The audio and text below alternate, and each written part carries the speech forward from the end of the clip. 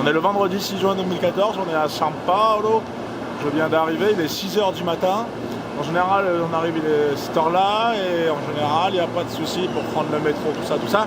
Sauf que hier, le Brésil, le São Paulo a décidé de faire grève à partir de hier pour une date symbolique à une semaine de la Coupe du Monde. Et alors, ils font pas les choses à moitié, c'est-à-dire que là, ils te mettent un beau panneau pour la Coupe du Monde, ils t'expliquent comment ça marche pour aller jusqu'au stade, sauf que quand ils font grève, eh ben voilà, c'est complètement fermé. Normalement, ça c'est les grilles qui ouvrent pour aller prendre le métro, mais là c'est complètement fermé. Les gens qui vendent les tickets là-dedans, normalement, eh ben ils sont pas là. C'est pas la grève de chez nous où il y en a quelques-uns qui bossent. Non, là c'est la grève, c'est la paralysation totale.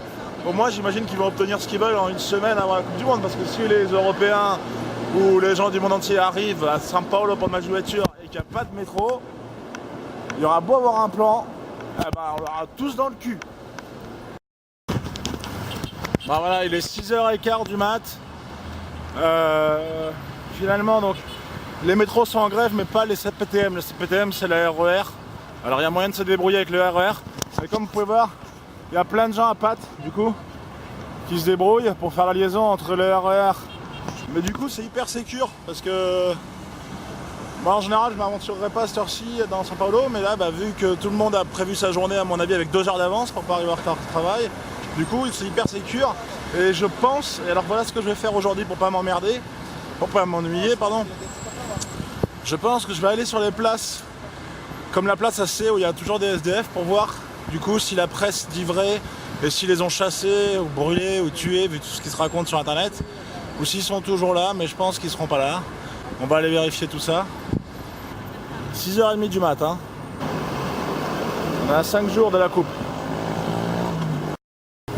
Ça c'est nouveau aussi.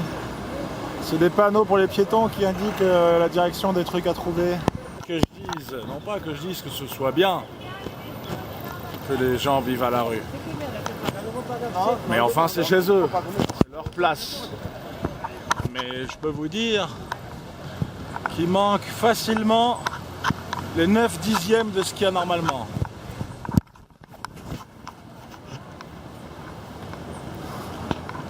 Ils sont des millions.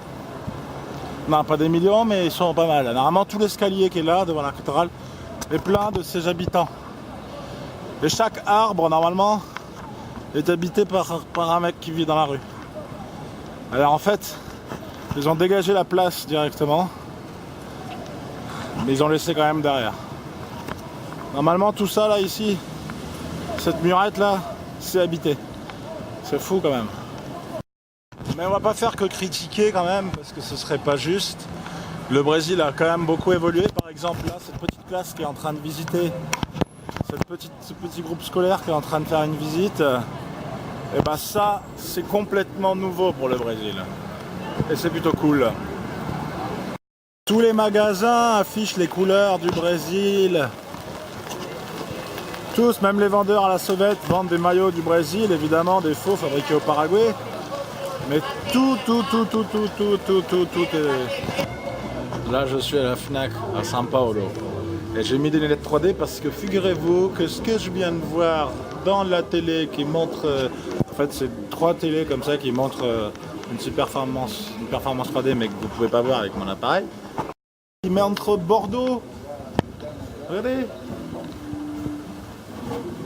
C'est Bordeaux en 3D. Dans la Fnac. À São Paulo. C'est marrant. Et c'est plutôt cool.